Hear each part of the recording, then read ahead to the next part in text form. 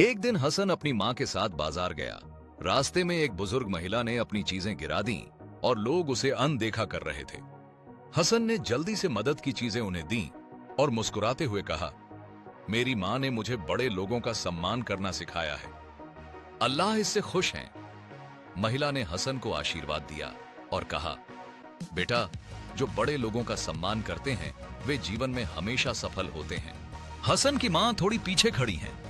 इस दयालुता की बातचीत को गर्व और सम्मान के साथ देख रही हैं, जबकि वे एक खरीदारी की टोकरी पकड़े हुए हैं। बुजुर्ग महिला अपने चेहरे पर एक गर्म मुस्कान के साथ हसन के कंधे पर हाथ रखती हैं, अपनी कृतज्ञता व्यक्त करते हुए, जबकि बाजार का माहौल हलचल से भरा हुआ है।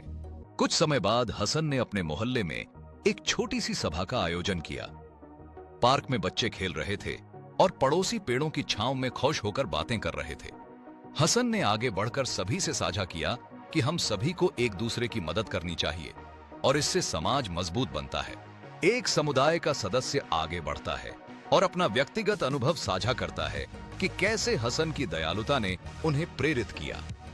अन्य सदस्य सहमति में सिर हिलाते हैं, यह दर्शाते हुए कि हसन के कार्यों ने उन सभी पर सकारात्मक प्रभाव डाला है।